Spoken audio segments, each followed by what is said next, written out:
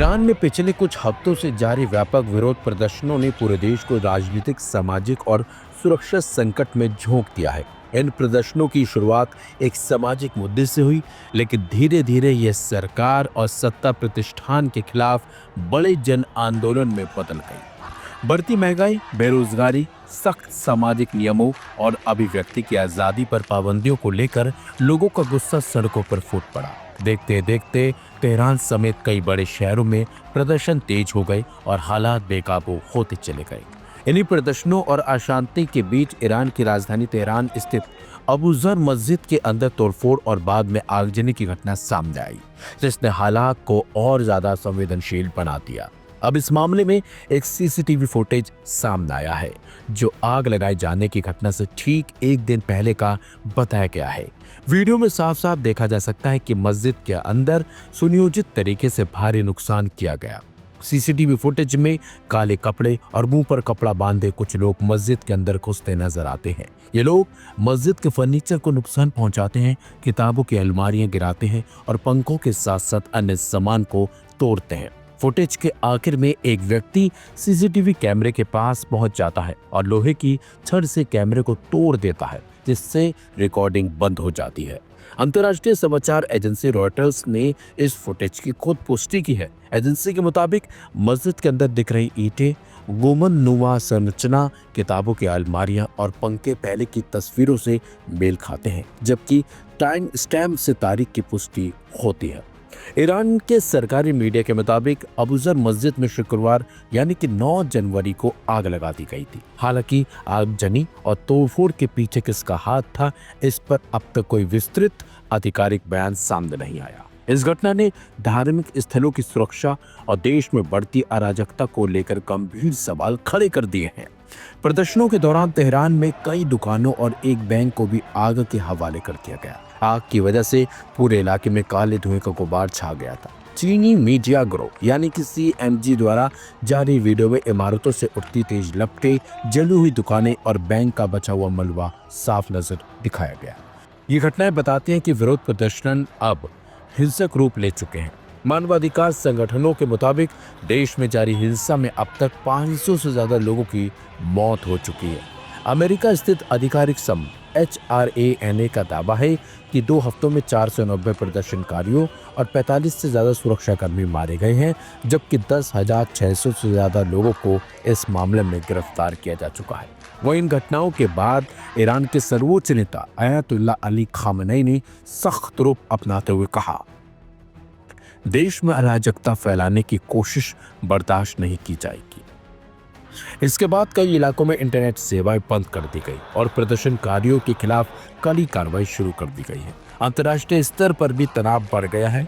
Iran ने America को चेतावनी भी दी है कि अगर राष्ट्रपति डोनाल्ड ट्रंप ने प्रदर्शनकारियों के समर्थन में हस्तक्षेप किया तो अमेरिकी सैन्य ठिकानों को निशाना बनाया जा सकता है। इस तरह ईरान में शुरू हुए प्रदर्शन अब देश की आंतरिक सुरक्षा के साथ साथ वैश्विक राजनीति पर भी असर डालते नजर आ रहे हैं।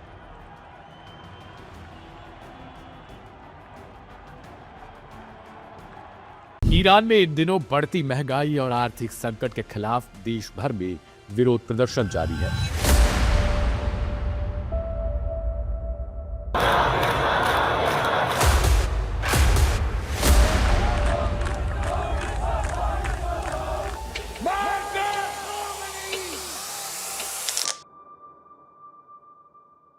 हालात को नियंत्रित करने के लिए ईरानी सरकार ने इंटरनेट पर सख्त पाबंदियां लागू कर दी हैं। इस बीच ईरानी सरकार का दावा है कि इस प्रदर्शन में अमेरिका और इस्राएल की एजेंसियां भी शामिल हैं, जो देश के खिलाफ षड्यंत्र कर रही हैं। पहले मोबाइल नेटवर्क और केबल इंटरनेट बंद किया गया और अब सैटेलाइट इंटरनेट भी सरकार के निशाने पर है। प्रदर्शनकारियों द्वारा इस्तेमाल की जा रही स्टारलिंक सैटेलाइट इंटरनेट सेवा भी इस बार सरकारी कार्रवाई से बच नहीं पाई है। ईरानी सरकार ने सूचना के आदान प्रदान को रोकने के लिए जिस रणनीति को अपनाया है उसे किल स्विच कहा जा रहा है, जिसकी दुनिया भर में चर्चा हो रही है। इसका उद्देश्य केवल सामान्य इंटरनेट नहीं, बल्कि एलॉन मस्क की सैटेलाइट आधारित कनेक्टिविटी को भी ठप करना है। दरअसल संकट के समय कई देश इंटरनेट सेवाएं बंद करते हैं, लेकिन ईरान का किल स्विच मॉडल ज्यादा व्यापक और तकनीकी आधार पर माना जा रहा है। तेहरान पहले ही मोबाइल टावरों और फाइबर नेटवर्क के जरिए मिलने वाली इंटरनेट सेवाओं को 3 दिनों से अधिक समय तक पूरी तरह बंद कर चुका है। जब प्रदर्शनकारियों ने सेंसरशिप से बचने के लिए स्पेस एक्स की स्टारलिंक सेवा का सहारा लिया, तब सरकार ने सीधे सैटेलाइट सिग्नल को ही टारगेट करना शुरू कर दिया। तकनीकी विशेषज्ञों के मुताबिक ईरान स्टारलिंक को जाम करने के लिए मुख्य रूप से 2 तरीकों का इस्तेमाल कर रहा है। पहला तरीका है जीपीएस सिग्नल में बाधा डालना। स्टारलिंक के ग्राउंड टर्मिनल और सैटेलाइट आपस में जोड़ने के लिए सटीक लोकेशन डेटा पर निर्भर होते हैं। इसके लिए जीपीएस बेहद जरूरी है।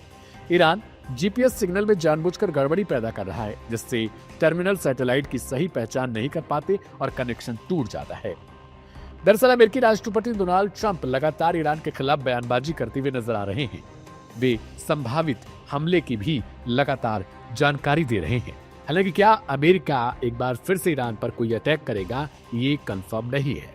लेकिन अमेरिकी उद्योगपति एलॉन मस्क लगातार अपनी सैटेलाइट सर्विस स्टारलिंक के सहारे ईरान में प्रदर्शनों को हवा देने में काम कर रहे हैं, ऐसा ईरान का आरोप है। ईरान का कहना है कि देश में लोगों को भड़काने के लिए स्टारलिंक का सहारा लिया जा रहा है, जिसके लिए हमें इसे रोकना जरूरी है। ईरान ने एलॉन मस्क की सैटेलाइट को रोकने के लिए कई तरीके अपनाए हैं, जिसमें दूसरा तरीका लो अर्थ ऑर्बिट की तकनीकी कमजोरी से जुड़ा है। स्टारलिंक के सैटेलाइट धरती से करीब 550 किलोमीटर ऊपर लो अर्थ ऑर्बिट में मौजूद होते हैं। जैसे ही एक सैटेलाइट आगे बढ़ता है, यूजर टर्मिनल को अगले सैटेलाइट से जोड़ना पड़ता है। इस प्रक्रिया में एंटीना को चौड़े कोड से सिग्नल पकड़ना होता है। एक रिपोर्ट के मुताबिक विशेषज्ञों का कहना है कि इसी दौरान स्थानीय जैमिंग डिवाइस से सिग्नल में शोर यानी नॉइस पैदा कर दिया जाता है। इससे स्टारलिंक का डेटा ट्रांसफर बाधित हो जाता है और उसकी इंटरनेट सेवा भी वहीं पर ठप हो जाती है, क्योंकि सिग्नल सटीक और सही से मिल नहीं पाता। इस पूरी रणनीति के पीछे रूस की संभावित तकनीकी मदद की भी चर्चा है। यूक्रेन युद्ध के दौरान रूसी सेना भी स्टारलिंक को जाम करने की कोशिशें कर चुकी है। ईरान और रूस के बीच ड्रोन और मिसाइल तकनीक को लेकर पहले से सहयोग रहा है। ऐसे में जानकार मानते हैं कि इलेक्ट्रॉनिक वॉरफेयर से जुड़ी जानकारी और उपकरण ईरान तक पहुंचे हो सकते हैं। इसके अलावा ईरान ने इंटरनेशनल टेलीकम्युनिकेशन यूनियन में शिकायत दर्ज करवाई है। ईरान का दावा है कि स्टारलिंक उसकी संप्रभुता का उल्लंघन कर रहा है और बिना अनुमति के देश के भीतर सेवा प्रदान कर रहा है। आपको बता दें कि रूस के अलावा चीन भी ईरान की भरपूर मदद कर रहा है। चीन की एडवांस टेक्नोलॉजी के माध्यम से ईरान अपने इस काम में कामयाब भी नजर आ रहा है। कुल मिलाकर ईरान का किल स्विच मॉडल यह दिखाता है कि आधुनिक दौर में सरकारें सिर्फ जमीन पर ही नहीं, बल्कि अंतरिक्ष में मौजूद इंटरनेट नेटवर्क को भी नियंत्रित करने की क्षमता हासिल कर रही है। ऐसे में ये कहा जा रहा है कि ईरान कहीं न कहीं अमेरिका को अब पटकनी देते हुए नजर आ रहा है। अमेरिका शुरू से खामेनेई के रिजीम को बदलना चाहता है। इसके लिए वो भरपूर कोशिश कर रहा है, चाहे वो इंटरनेट के माध्यम से हो या फिर खुद वहां के राष्ट्रपति डोनाल्ड ट्रंप अपनी सोशल मीडिया पर कोई नई धमकियां देते हुए नजर आ रहे हैं।